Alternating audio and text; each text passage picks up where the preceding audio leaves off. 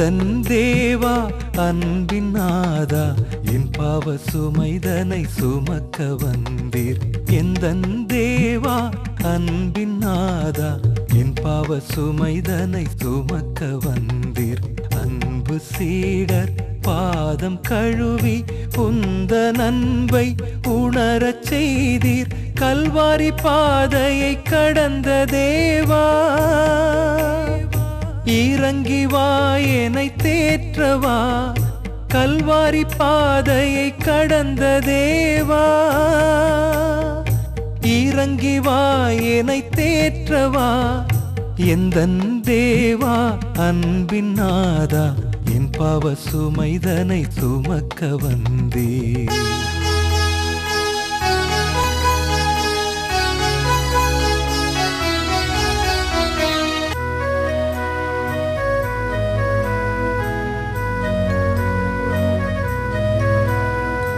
உந்தன் வார்த்தையை உதறிச் சென்று உதாரி மகனாய் அலைந்து திரிந்தேன். உந்தன் வார்த்தையை உதறிச் சென்று உதாரி மகனாய் அலைந்து திரிந்தேன். வா மகனே மகளே என்று, வா மகனே மகளே என்று மார்பில் அன்பாய் அணைத்து கொண்டாய். உந்தன் பாசம் போதும் நாதா எந்தன் கவலை மறைந்து போக. உந்தன் பாசம் போதும் நாதா எந்தன் கவலை மறைந்து போக. எந்தன் தேவா அன்பின் நாதா என் பாவ சுமைதனை சுமக்க வந்தீர்.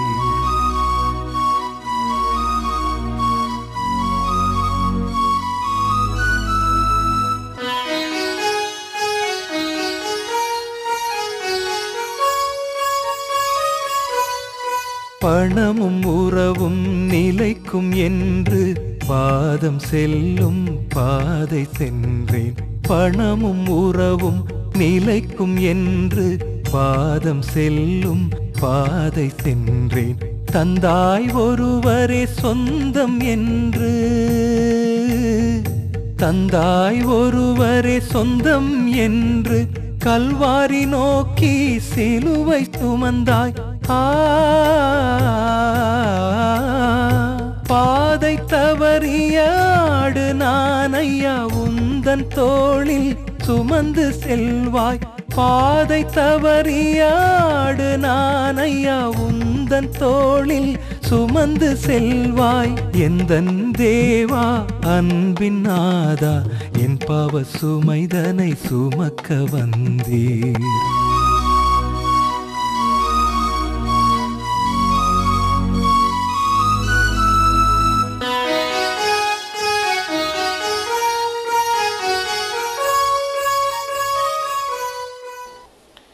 பிதா சுதன் பரிசுத்தாவின் பேராலே ஆமென். அன்பின் ஆண்டவரே, திருச்சிலுவை வழியாக எங்களுக்கு மகிமையான மீட்பை அருள் சாதனங்களை வெளிப்படுத்தினீரே. இந்த சிலுவை மகிமை பெருவிழாவை இன்று எண்ணத்தால் அலசவிருக்கிறோம், இணைந்து சிந்திக்கவிருக்கிறோம். எங்களுக்கு ஆற்றலை தருவீராக. உமது திருச்சிலுவை நின்று ஞானமிக்க போதனைகளை தந்து வழிநடத்துவீராக. ஆமென். கிறிஸ்து இயேசுவில் பிரியமான சகோதர சகோதரிகளை, அது 2001ஆம் வருஷம் நான் குருத்துவ அருள் பொழிவு பெற்ற முதல் ஆண்டு. மணப்பாடு தூய யாகப்பர் திருத்தலத்தில் துணை பங்கு தந்தையாக பொறுப்பேற்றிருந்தேன். அந்த வேளையில்தான் செப்டம்பர் மாதம் வந்தது. உண்மையிலே அது ஒரு மகிழ்ச்சியின் மாதமாக நான் நினைவுறுகிறேன்.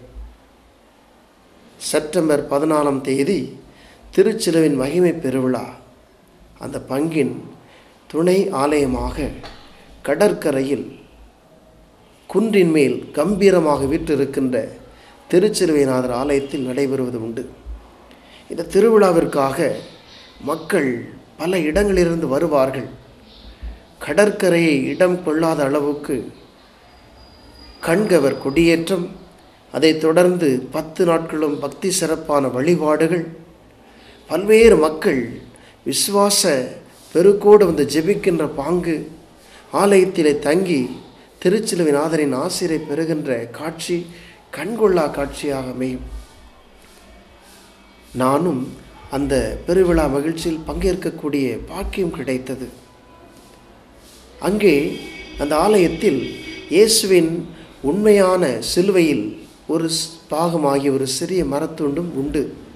அதை ஒவ்வொரு தலை வெள்ளிக்கிழமையும் நாங்கள் ஆசீர்வாதத்திற்காக எழுந்தேற்றம் செய்து வைப்பது உண்டு. மக்களுக்கு திருச்சிலுவை ஆசீர்வாதம் கொடுப்போம்.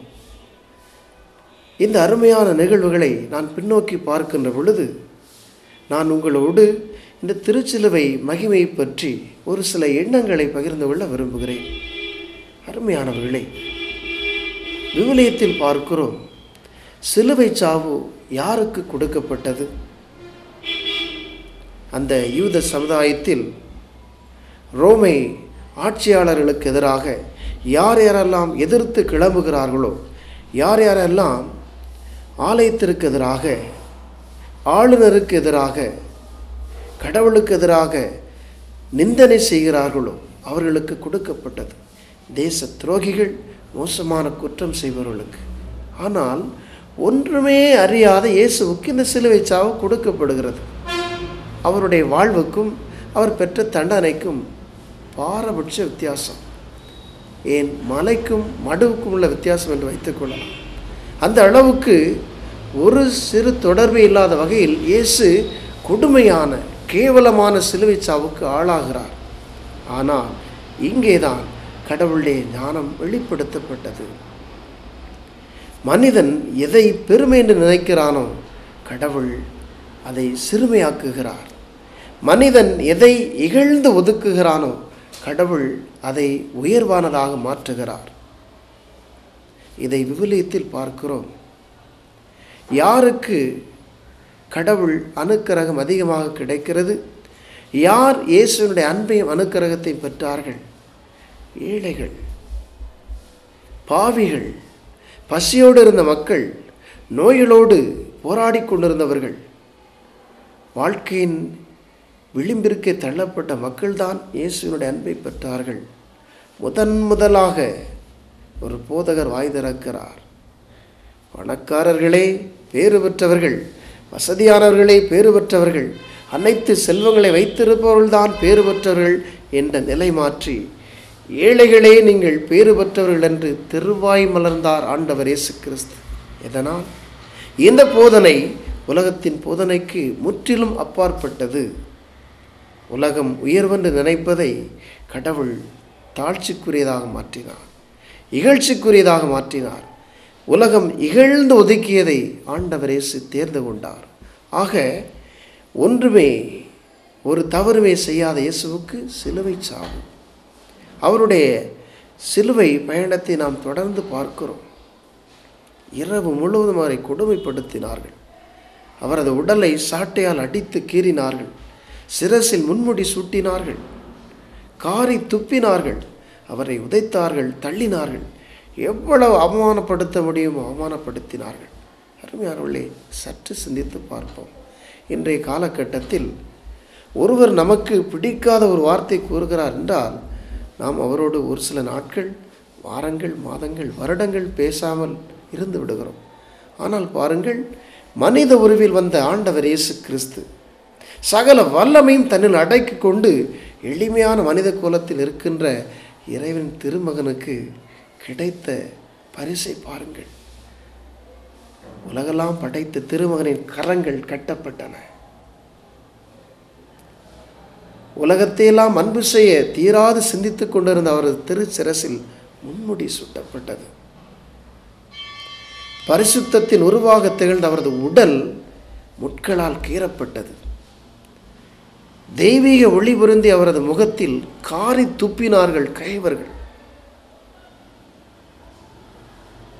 அழிந்து போகக்கூடிய மனிதன் அழியா கடவுளின் திருமகனை அடிப்பதற்கு கையை நீட்டுகிறார். இயேசு அனைத்திற்கும் பொறுமையாக இருக்கிறார், பொறுமையாக ஏற்றுக்கொள்கிறார். அவர் கற்றுத்தருகின்ற முதல் பாடம் பொறுமை, சகிப்புத்தன்மை. துன்பங்கள், அவமானங்கள் வருகின்ற பொழுது பழிவாங்க துடிக்கின்ற உலகில், எதிர்ப்பை தெரிவிக்க கிளம்புகின்ற உலகில் அமைதியை, தாழ்ச்சியை, சகிப்புத்தன்மை கற்றுத்தந்தார் கடவுளின் திருமகன். ஒன்று மரியாத இயேசுவினுடைய தோளில் பார சிலுவை ஏற்றினார்கள். கழுமரம் ஏற்றப்பட்டது. கள்வனைப் போல சுற்றி நின்ற வீரர்கள் தூற்ற, மக்கள் கதறி அழ அவர் கழுமரத்தை சுமந்து செல்கிறார். பாருங்கள், சிலுவை பாதையின் 14 ஸ்தலங்களில் நாம் சிந்திக்கிறோம். எவ்வளவு பாடுகள், எவ்வளவு அவமானங்கள், அனைத்தையும் பொறுமையோடு தாங்கிக் கொண்டார். இறுதியாக கல்வாரி மலையிலே அவமானத்தின் சின்னமாக விளங்கிய 2 கள்வர்களுக்கு நடுவில் பெரிய கள்வனாக சித்தரிக்கப்பட்டார். ஒரு மோசமான குற்றவாளியாக சித்தரிக்கப்பட்டார். அவருடைய 2 கரங்களும் கால்களும் சிலுவையில் பிணைக்கப்பட்டன. திருரத்தம் பீரிட்டு பாய்ந்தது. அருமையானவர்களே, இந்த காட்சியோடு நாம் திருச்சிலுவையின் மகிமைக்குள் நுழைகிறோம். இன்று திருச்சபை சிலுவைக்கு மகிமையை பொருத்தி அழகு பார்க்கிறது என்றால், இந்த அழகையெல்லாம் கொடுத்தவர் ஆண்டவர் இயேசு. உயிரற்ற ஒரு மரத்திற்கு வாழ்வளிக்கும் வல்லமை வந்தது எப்படி? ஆண்டவர் இயேசுவை அது தன்னோடு பிணைத்து கொண்டதால். இந்த சிலுவையில் இயேசு அறையப்பட்டதின் காரணமாக நாம் கற்றுக்கொள்கின்ற முதல் பாடம், மனிதனின் ஆணவத்தால் வீழ்ச்சி வந்தது, ஆண்டவர் இயேசுவின் கீழ்ப்படிதலால் மீட்பு மலர்ந்தது. இந்த உலகில் நமது ஆணவம், அகந்தை, நமது பேராசைகள், நமது பாவ இயல்புகள் இந்த சிலுவையில் அறையப்பட வேண்டும். இரண்டாவதாக, உலகத்தில் அழிந்து போகக்கூடிய மனிதர்கள், கணப்பொழுதில் மறைந்து போகக்கூடிய மனிதர்கள் நான் நான் என்று சொல்லிக்கொண்டு அலைகிறார்கள். ஆனால் அனைத்தையும் படைத்த கடவுளின் திருமகன் பணிந்து நிற்கிறார். அனைத்தையும் பொறுமையோடு ஏற்றுக்கொண்டார். வாழ்வில் பொறுமையை கடைபிடிப்பவர்கள், சகிப்புத்தன்மையோடு வாழ்பவர்கள் வல்லமை மிக்கவர்கள். அவர்கள் கிறிஸ்துவின் மறு பிம்பமாக திகழ்கின்றவர்கள் என்ற 2ஆம் செய்தியை நாம் கற்றுக்கொள்கிறோம். மூன்றாவதாக, இயேசு இந்த சிலுவையில் அறையப்பட்டதனால் பாவத்தால் பிணைக்கப்பட்டிருந்த நாம் விடுவிக்கப்பட்டோம். இயேசு மர சிலுவையில் அறையப்பட்டார். ஆதி பாவத்தால் வீழ்ந்து பாவத்தின் விளைவான சாவினால் பிணைக்கப்பட்டிருந்த நாம் விடுவிக்கப்பட்டோம். இந்த சிலுவையில் இயேசு அறையப்பட்டதினால் திருரத்தம் சிந்தினார். இயேசுவின் திருரத்தம் சிந்தப்பட்டதால் சாவிற்கு அடிமைப்பட்டிருந்த நாம் விலை கொடுத்து வாங்கப்பட்டோம். இயேசுவின் திருரத்தத்தால் நமக்கு மீட்பு கிடைத்தது. ஆதி பாவத்தினால் உயிரிழந்து நின்றோம். இந்த சிலுவையில் அறையப்பட்ட இயேசு சாவை கடந்து மகிமைக்கு வந்ததால் சாவில் அமிழ்ந்திருந்த நாம் உயிர் பெறுவோம் என நம்பிக்கை நாம் பெற்றுக்கொள்கிறோம். இந்த சிலுவை பாடுகளை இயேசு ஏற்றுக்கொண்டதால், அதன் நிகழ்ச்சிக்கும் அதன் அவமானத்திற்கும் தன்னை உட்படுத்தியதால் மனிதனை பிணைத்து நின்ற பாவத்தின் வாசல் நெரிக்கப்பட்டது. அதன் கதவுகள் முறிக்கப்பட்டன. சாவு பாதாளத்தில் வீசப்பட்டது. எனக்கு அருமையான சகோதர சகோதரிகளே, இந்த இயேசு இந்த சிலுவையில் அறையப்பட்ட காரணத்தினால் சிலுவை மகிமைப்படுத்தப்பட்டது என்று நாம் சிந்திக்கவிருக்கிறோம். இயேசு சிலுவை சுமந்து கொண்டு வருகின்ற பொழுது இயல்பாகவே தாய்மனம் கொண்டவர்கள் பெண்கள் என்பதை உணர்த்துகின்ற வகையில் எருசலேம் பெண்கள் அலறினார்கள், அழுதார்கள், அரற்றினார்கள். அருமையான மக்களே, இயேசு ஒரு போதனை கொடுத்தார் அல்லவா? எருசலேம் மகளிரே, எனக்காக அழாதீர்கள், உங்களுக்காக உங்கள் பிள்ளைகளுக்காக அழுங்கள். என்ன அர்த்தம்? நாம் மற்றவர்களை பார்த்து பரிதவிக்கிறோம், கண்ணீர் வடிக்கிறோம், கவலை கொள்கிறோம். ஆனால் சிந்திக்க வேண்டும், நமது நிலை எப்படி இருக்கிறது? பாவம் செய்கிற ஒவ்வொரு ஆன்மாவும் அருளுயிரை இழந்து போகிறது. பாவத்தில் தன்னைத்தானே ஆட்படுத்திக் கொள்கின்ற ஒவ்வொரு நபரும் இயேசுவினுடைய அருளிலிருந்து நம்மை நாமே விடுவித்துக் கொள்கிறோம். எவ்வளவு பரிதாபமான ஒரு சூழ்நிலை! இன்ப வனத்திலே, ஆதியிலே, படைப்பின் தொடக்கத்திலே பாவமற்ற சூழலில் இருந்த ஆதாமும் ஏவாளும் என்ன செய்தார்கள்? கடவுளுடைய கரம் பற்றி வழிநடந்தார்கள். அவருடைய செல்ல பிள்ளைகளாக இருந்தார்கள். அவருடைய குரலை கேட்கும் போதெல்லாம் மகிழ்ச்சி அடைந்தார்கள். ஆனால் பாவத்திற்கு ஆளான பிறகு என்ன நடந்தது? கடவுளுடைய குரல் அவர்களுக்கு பயத்தை ஏற்படுத்தியது. பிடித்திருந்த கடவுளுடைய கரத்தை விட்டு விட்டார்கள். இதுவரை தங்கள் நடமாடி வந்த இயற்கைக்கு மத்தியில் தங்களை மறைத்துக் கொண்டார்கள். இயற்கை அவர்களுக்கு ஒரு பதுங்குமிடமாக மாறியது. கடவுள் கேட்டார், ஆதாம் எங்கே இருக்கிறாய்? பதில் என்ன வந்தது தெரியுமா? அந்த வார்த்தையை கேட்டேன், பயத்தினால் ஒளிந்து கொண்டிருக்கிறேன். எதனால் உனக்கு இந்த பயம்? நான் உண்ண வேண்டாம் என்று சொன்ன கனியை உண்டாயோ? ஆம் அருமையானவர்களே, மனிதனுடைய ஆணவம் முன்னேற வேண்டும், தான் பெரியவனாக வேண்டும் என்ற எண்ணம் ஆதியிலே வீழ்ச்சி ஏற்படுத்தியது. ஆனால் பிலிப்பியருக்கு எழுதிய திருமுகத்தில் தூய பவுலடியார் சொல்வது போல, தனக்குரிய இறை மகிமையை விடாது பற்றி கொண்டிருக்க வேண்டியதுண்டாக கருதவில்லை இயேசு. அதிலிருந்து இறங்கினார், தாழ்ச்சியை கற்றுக் கொடுத்தார். அவர் இறை மகிமையை விட்டு மனித சாயலுக்கு தன்னை, மனித நிலைக்கு தன்னை உட்படுத்தி கொண்டார். மனித ரூபத்தில் வந்த அவர் கடவுளின் தெய்வீக திருமகன், உலகம் அனைத்தையும் படைத்த கடவுளுடைய திருமகன். தன்னை தாழ்ச்சிக்கு உட்படுத்தி கொண்டார். அவர் கற்றுத்தந்த பாடம்தான் இந்த சிலுவையில் என்று அருமையான வாழ்க்கை பாடமாக மிளறுகிறது. ஆக தாழ்ச்சியின் மூலம் ஆண்டவர் இயேசு இந்த உலகத்தில் மகிமையான ஒரு வாழ்க்கை பாடத்தை கற்றுக் கொடுக்கிறார். நான்காவதாக, இந்த சிலுவையின் மூலம்தான் இயேசு பாவத்தின் கொடுக்கை முடித்தார். பாவம் முறியடிக்கப்பட்டது. இயேசுவில் நம்பிக்கை கொண்ட ஒவ்வொருவரும் மகிமையான வாழ்விற்கு உயிர்ப்போம் என்ற நம்பிக்கை நமக்கு பிறந்தது. என்ன கருமையான சகோதர சகோதரிகளை சிந்திப்போம் என்று நாம் ஒவ்வொருவருமே சிந்திக்க அழைக்கப்படுகிறோம். செப்டம்பர் மாதம் 14ஆம் தேதி என்றால் அலையலையாக மக்கள் திருச்சிலுவை நாதருடைய ஆலயத்தை நோக்கி செல்கிறார்கள். எதற்காக?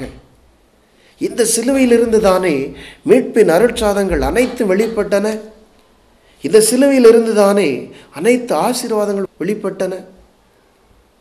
இந்த சிலுவையில் இருந்து தானே ஆண்டவர் இயேசுவினுடைய பேரன்பு வெளிப்படுத்தப்பட்டது. அருமையானவர்களே, நாமும் இந்த மகிமை பெருவிழாவை மிக்க பொருளுணர்ந்து கொண்டாடுவோம். சிலுவைக்கு மகிமையை இயேசு சேர்த்தார். உயிரற்ற ஒரு மரச்சிலுவை இயேசுவை தாங்க பேறு பெற்றது.